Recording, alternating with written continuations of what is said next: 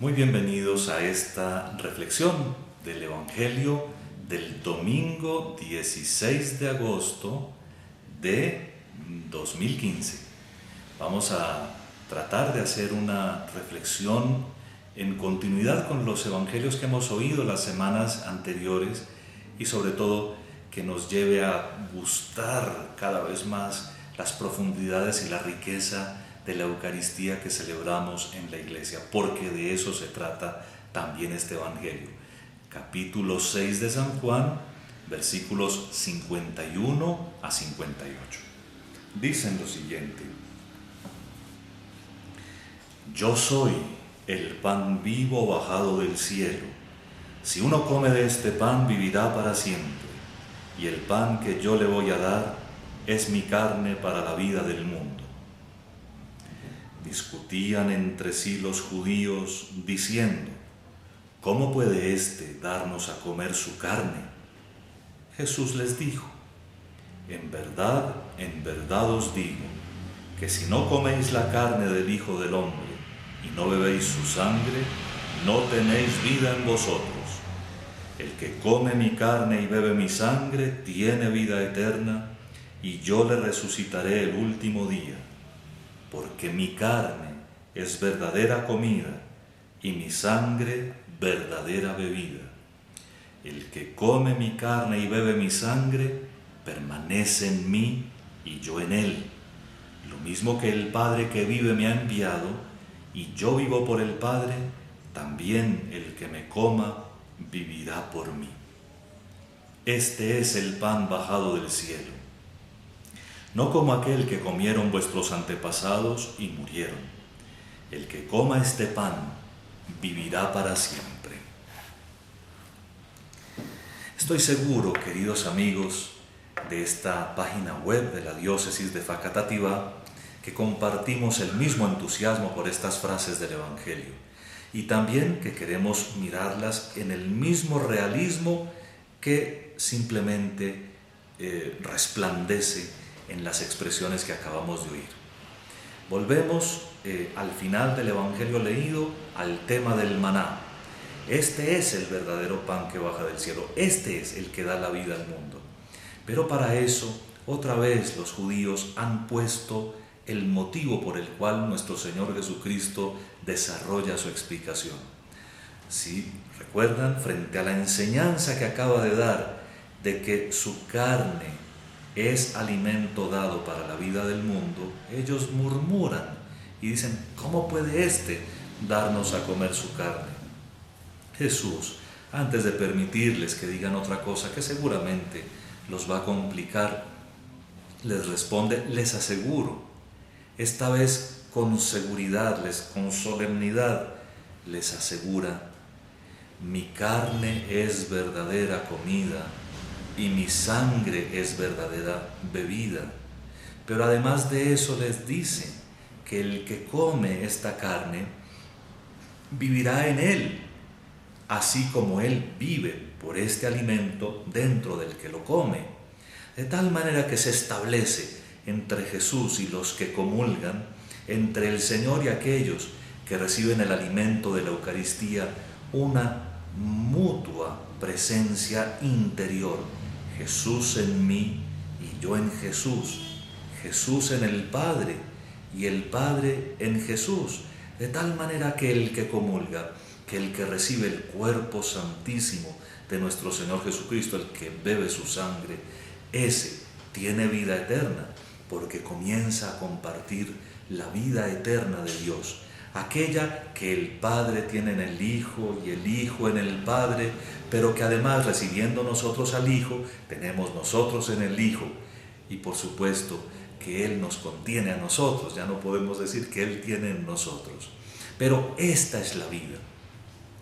Hay muchos santos que han dado explicaciones bellísimas sobre esto, pero recuerdo a San Ireneo de Lyon en el siglo II, un santo evangelizador del sur de Francia, muy frescos los acontecimientos de la redención, la muerte y la resurrección de Cristo, pocos años pues después, que ya decía que la Eucaristía, esta que la Iglesia Católica nunca ha cambiado, que siempre ha creído que es presencia real del Señor, alimenta empapándolo a uno de vida, ¿sí?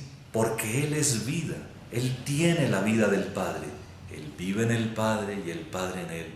Y cuando lo comemos, como que empapa nuestro ser, como si una esponja se llenara de la vitalidad que Él comunica nuestro cuerpo. Y dice San Ireneo que no hay que pensar mucho en la resurrección cuando comulgamos, porque la resurrección tiene que ser algo que brota de esa mutua participación, ¿no? Jesús ha participado de nuestra condición humana, pero al darnos su cuerpo como alimento, nos da también todo lo que es Él, también vida inmortal. Pongamos eso en las manos de Dios y dediquémonos hoy a pensar en cómo estamos participando de la Eucaristía. Ustedes que oyen este programa se van a dedicar, conmigo por supuesto, no nos dejamos solos en esta tarea, a buscar cómo hacer que todo el mundo vuelva a misa. En la Eucaristía que se celebra está ya Jesús. Jesús está de muchas maneras. Lo dice la Iglesia cuando enseña estos misterios preciosos. Jesús está claramente en la asamblea que se reúne, porque donde 2 o 3 se reúnen en mi nombre, allí estoy yo en medio de ellos. Jesús está presente en el ministro sagrado que celebra, por supuesto, porque el que dice, esto es mi cuerpo, este es el cáliz de mi sangre, tiene que hacer presente a nuestro Señor Jesucristo. Cuando hablo de esto siempre repito, no se habla aquí de la dignidad o indignidad del ministro, seguramente siempre indigno sobre todo el que les habla. Pero lo importante es que en el ministro sagrado también está Jesús. Pero oigan esto, en la palabra que se lee y se predica está Jesús, que pacientemente nos sigue enseñando todos sus misterios, pero de manera especialísima, por las mismas palabras que Él ha dicho y por el poder del Espíritu Santo que se invoca siempre sobre el pan y el vino, está Él en el sacramento santísimo, es decir, está Él con su cuerpo y con su sangre presente en esta Eucaristía. Esto sobre todo es lo que queremos hoy reflexionar para grabarlo, para hacerlo vida de nuestra vida. Una vez que el sacerdote invoca la presencia del Espíritu, imponiendo sus manos sobre el pan y el vino, comienza una transformación que se realiza plenamente con aquellas palabras que ustedes conocen. Esto es mi cuerpo, este es el cáliz de mi sangre. Una vez que las primeras se pronuncian sobre el pan, sobre las hostias, eso deja de ser pan, aunque quede con las apariencias del pan, y se vuelve realmente el cuerpo de Cristo. Si quieren entenderlo, el cuerpo de Cristo resucitado. ¿Se acuerdan que en las apariciones de la primera semana del domingo y de la primera semana después de la resurrección, los ojos de los discípulos no estaban como acostumbrados a verlo y tenían que trabajar un poco hasta que se daban cuenta? Finalmente, el discípulo amado, el que amaba más, era el que siempre notaba, ahí está el Señor. Pues recuérdenlo muy bien, porque la Eucaristía la entiende el que ama. La Eucaristía la recibe y la comprende como presencia real de Cristo real, resucitado con su cuerpo real, el que lo ama. En fin, pero igual, con las palabras, este es el cáliz de mi sangre, pronunciadas sobre el vino, lo que era vino, aunque conserve sus apariencias, deja de ser vino y se convierte realmente en la sangre del Señor. Hasta el punto que está prohibido que alguien llame a lo que está en el cáliz, en la copa bendita, después de las palabras de la consagración, vino.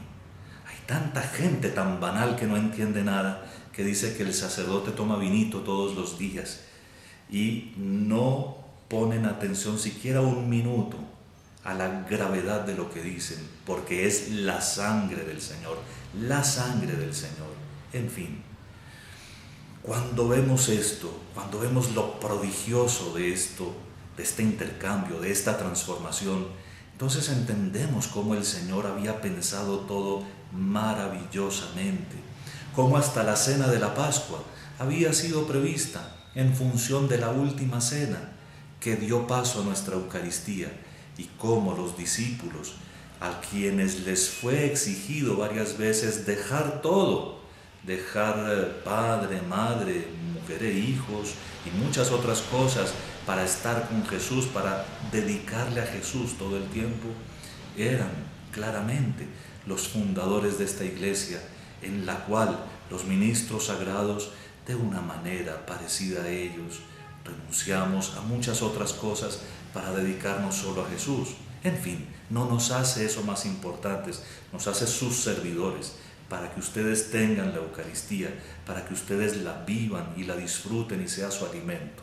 Pero volvamos, el cuerpo y la sangre santísimos de nuestro Señor realmente se hacen presentes sobre el altar. ¿Han notado ustedes qué respeto tiene la Iglesia?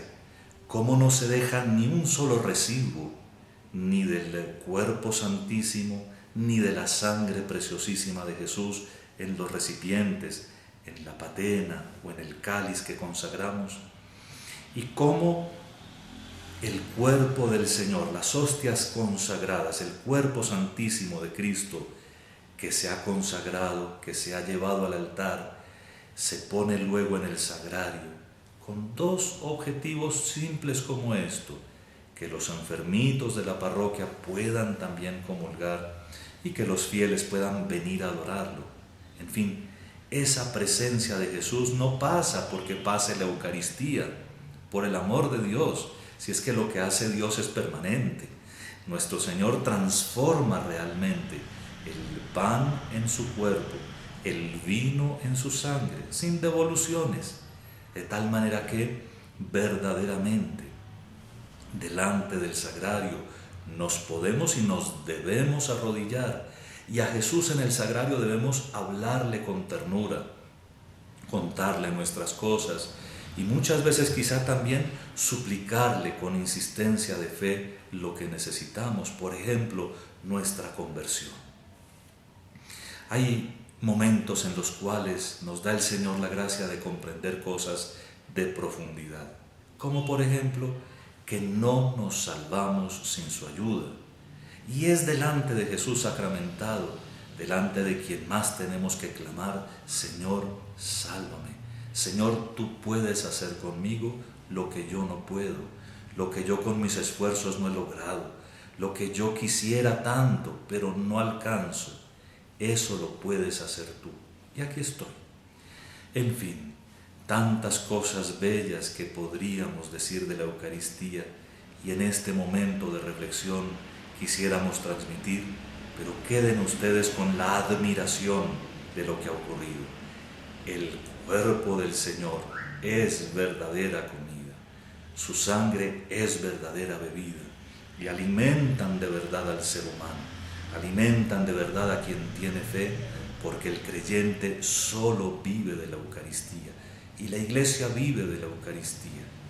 Así que ánimo a buscar más la Santa Misa, a buscar la confesión, a buscar la comunión, porque allí sí está el Señor. Que el Señor los bendiga y los guarde en el nombre del Padre, y del Hijo, y del Espíritu Santo. Amén.